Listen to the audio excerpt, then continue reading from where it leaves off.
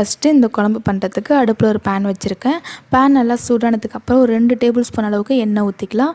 எண்ணெய் நல்லா சூடாயிடுச்சு. இப்போ இதில் கத்திரிக்காய் சேர்த்துக்கலாம். கத்திரிக்காய் பார்த்திங்கன்னா இந்த மாதிரி நீல வாக்கில் இந்த சைஸு கட் பண்ணி சேர்த்துக்கோங்க. நான் ஒரு 4 கத்திரிக்காவை கட் பண்ணி வச்சுருக்கேன்.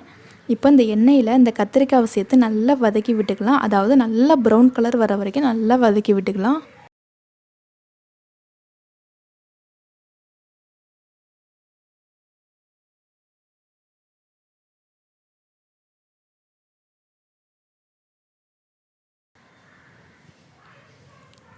பாருங்கள், கத்திரிக்காய் இந்த அளவுக்கு நல்லா வதங்கி இருக்கணும்.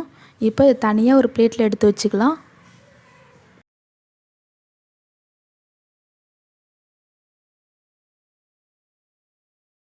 இப்போ அதே பேனில் ஒரு 2 டேபிள் ஸ்பூன் அளவுக்கு நல்லெண்ணெய் ஊற்றிக்கலாம்.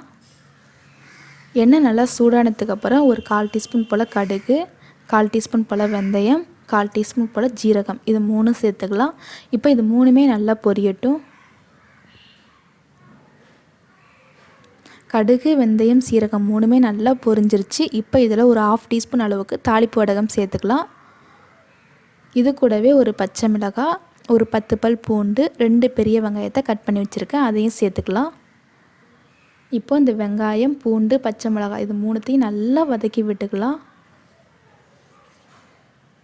இந்த வெங்காயத்து கூடவே நம்ம கொஞ்சமாக கருவேப்பிலையும் சேர்த்துக்கலாம். இப்போ இந்த வெங்காயத்தை நல்லா ப்ரௌன் கலர் வர வரைக்கும் நல்லா வதக்கி விட்டுக்கலாம். வெங்காயம் நல்லா வதங்கிருச்சு. இப்போ இது கூட 2 தக்காளியை கட் பண்ணி சேர்த்துருக்கேன். இப்போ அந்த தக்காளியை நல்லா வதக்கி விட்டுக்கலாம். தக்காளி சீக்கிரமாகவே வதங்கி வரத்துக்கு ஒரு 2 நிமிஷம் இது மூடி போட்டு மூடி வச்சுக்கலாம். ஓப்பன் பண்ணி பார்க்கலாம். பாருங்கள், தக்காளியும் நல்லா வதங்கிருச்சு. இப்போ இதில் நம்ம மசாலாத்தூள் சேர்த்துக்கலாம். மசாலாத்தூள் பார்த்திங்கன்னா வீட்டில் அரைச்ச குழம்புத்தூள் ஒரு 3 டீஸ்பூன் அளவுக்கு சேர்த்துக்கலாம்.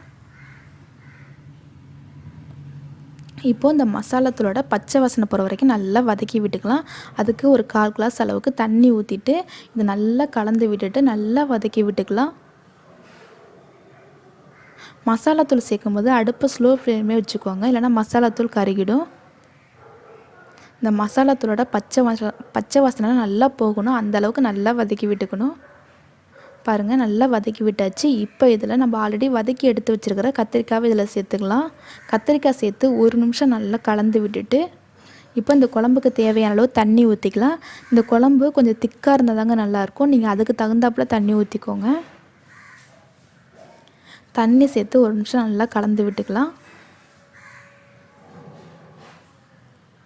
இப்போ இந்த குழம்புக்கு தேவையான அளவு உப்பு சேர்த்துக்கலாம். ஆல்ரெடி நீங்கள் வெங்காயம் தக்காளி வதக்கும் போது உப்பு சேர்த்துருந்தீங்கன்னா உப்பு ஒரு தடவை செக் பண்ணிவிட்டு அதுக்கப்புறம் உப்பு சேர்த்துக்கோங்க. இப்போ இந்த குழம்பு ஃபஸ்ட்டு ஒரு 5 நிமிஷம் நல்லா கொதியணும். அடுப்பை மீடியம் ஃப்ளேம்லேயே வச்சு இதை மூடி போட்டு மூடி வச்சுக்கலாம். ஓப்பன் பண்ணி பார்க்கலாம். பாருங்கள், குழம்பு ஒரு 5 நிமிஷம் நல்லா கொதிஞ்சிருச்சு.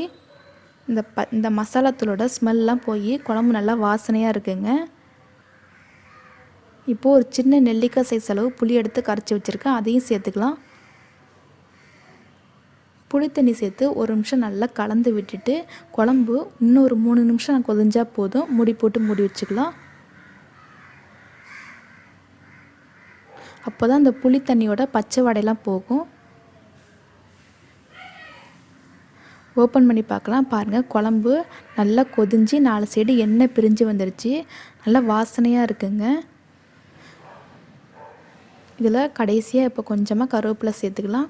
இது இட்லி, தோசை, ஒயிட் ரைஸ், சப்பாத்தி எல்லாத்துக்குமே ரொம்ப ரொம்ப டேஸ்ட்டாக இருக்கும். நீங்களும் உங்கள் வீட்டில் இதே மெத்தடில் ட்ரை பண்ணி பாருங்கள். தேங்க்யூ.